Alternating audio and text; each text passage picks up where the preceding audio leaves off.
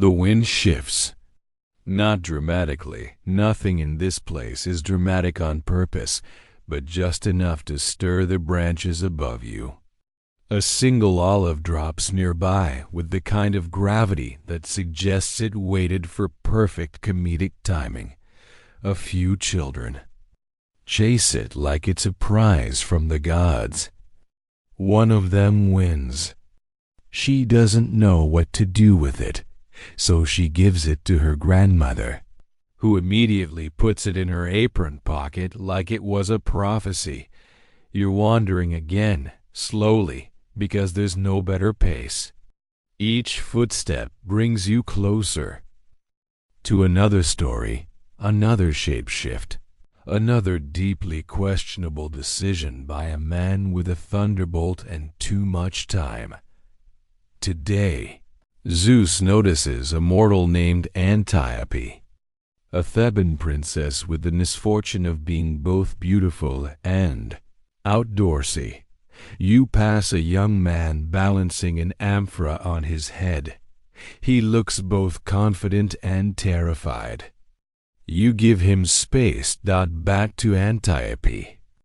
There are several versions of her myth, because apparently no one could agree on how chaotic they wanted it to be. In one version, Zeus approaches her disguised as a satyr.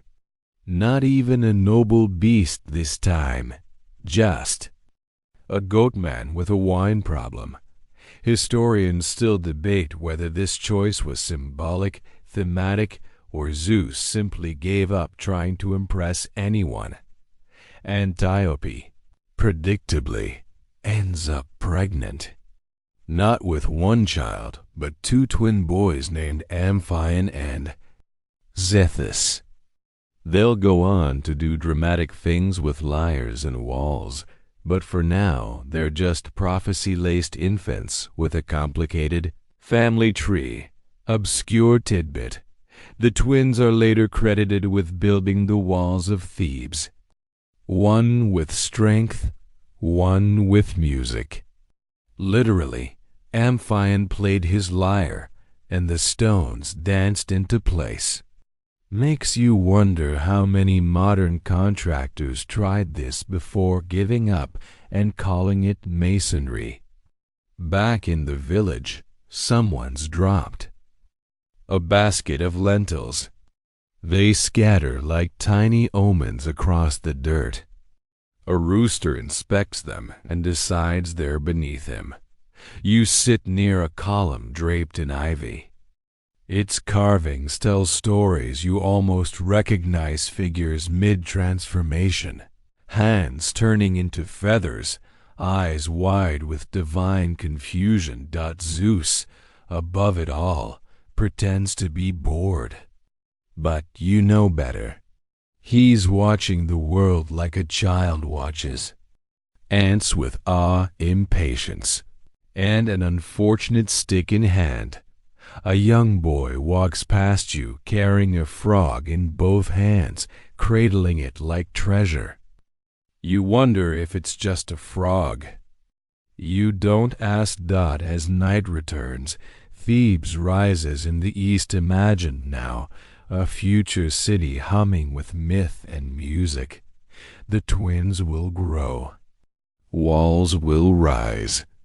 And Zeus will keep changing shape like a god who misplaced his dignity. You yawn. You stretch. You watch the sky pull its star blanket over the day. And somewhere, just outside your view, a satyr stumbles home, wondering why everyone always assumes it was him. Morning again. A slow one.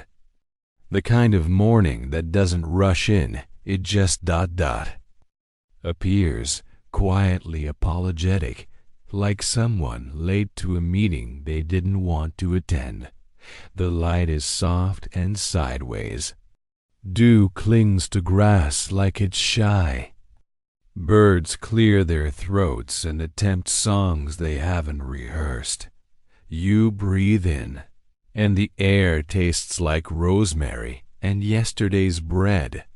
Not bad, really. And today's tale? Today it's time for a shepherd. Because even in myth, the humble have their moments. This shepherd's name is Ganymede, a Trojan prince, young and startlingly handsome, though if the myths are to be believed, that was basically a curse in ancient Greece. Zeus notices him. Of course, you wander toward the pasture near the edge of the village. Sheep meander like fluffy punctuation marks. One of them locks eyes with you. It knows things.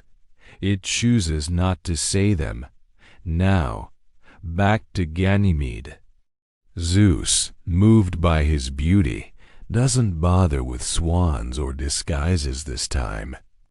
He simply turns into a giant eagle and swoops down to snatch the boy right off the hills of Troy. Subtlety was clearly not the goal. Historians still debate whether this myth was meant to reflect divine favor, ancient mentorship rituals, or just another example of Zeus needing a hobby. Either way, Ganymede is whisked up to Olympus, made immortal, and appointed cupbearer to the gods. He replaces Hebe, the goddess of youth, whose job had previously involved refilling everyone's wine without asking too many questions. Obscure tidbit. Some versions of the myth say that Hera was so offended by the whole eagle-snatching episode that she refused to speak to Zeus for centuries, which, frankly, might have been a golden age of Olympus. You pass a group of older women spinning wool in a circle. Their hands move like clockwork, their eyes half-lidded, their conversation full of quiet wisdom and quieter jokes. One of them is humming something that sounds suspiciously like gossip. A small shrine to Zeus stands nearby. Someone's placed a feather on it, maybe in honor of Ganymede. Maybe just a poetic accident. You sit in the grass, watching bees bumble about their day. Their version of Olympus is a flower that hasn't bloomed yet. Up above, Ganymede fills goblets with ambrosia, probably wondering what career trajectory he just stumbled into. Zeus, pleased with himself, lounges nearby like a satisfied caton. A thunderstorm the gods drink, the mortals work. And the myths go on. The wind picks up, tugging at your tunic. A child runs past with a stick, proclaiming himself an eagle. His sister corrects him. It's a griffin, not an eagle. They argue until they both collapse, giggling in the dust. You smile. You remember the story. You let it settle into your chest like a warm stone. And the sky, never quite empty, watches everything unfold. By now, you've stopped questioning how long you've been walking. Time in this village seems to move sideways, like a lazy cat rolling over in the sun, stretching, pausing, occasionally knocking something over just to see what happens. A cicada begins its late morning solo from a tree above you. It's less of a melody, more of a heated opinion. You stroll toward the edge of a quiet vineyard. The grapes hang heavy and sun-kissed, their skins beginning to wrinkle like they're whispering secrets of fermentation. Somewhere behind the vines, someone is singing a song about the moon getting drunk. It's unclear if that's symbolic or a weather report. Today's tale doesn't start with a beautiful woman. It starts with a tree, a rather famous one, in fact, the oak tree at Dodona, sacred to Zeus. And not just any oak tree. This one whispers prophecies when the wind rustles. Its leaves. You pause beside a much less important tree, which does not whisper anything. It just drops a single acorn at your feet. You take it anyway. You're not above souvenirs. Now, in the mythos, Zeus doesn't transform himself this time, at least not bodily. Instead, he expresses himself through nature. His voice in the wind, his answers in the rustling of leaves. People came from all over Greece to ask this tree questions. They'd bring offerings, tie them to the branches, and wait for the wind to speak. Priests, known as the Seloi, would lie on the ground with dirty feet as required, and interpret the murmurs. Obscure tidbit. At Dodona, even bronze cauldrons were used to receive oracular messages. Chains connected them, and when the wind blew, they'd clink against one another like prophetic wind chimes. Very musical, very dramatic, very on brand for Zeus. You sit in the shade of a trellis where grape leaves filter the sun like ancient stained glass. The air tastes like minerals. And Zeus, above it all, watches or listens, or possibly both.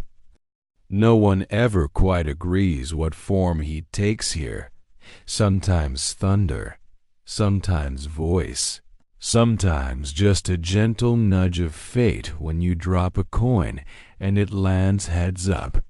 Historians still debate whether the sacred oak was a remnant of older, earthier religions long before Zeus took the throne and the credit.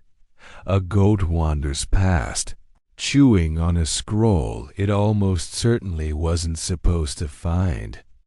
The scroll flutters with remnants of verse, something about stars and silence. You let it go. Nearby, a shepherd tells his dog a secret. The dog looks unimpressed, but deeply loyal. You close your eyes. Let the imagined wind from Dodona brush past your ears. It doesn't say anything useful. But then again, most wisdom comes in riddles or awkward breezes.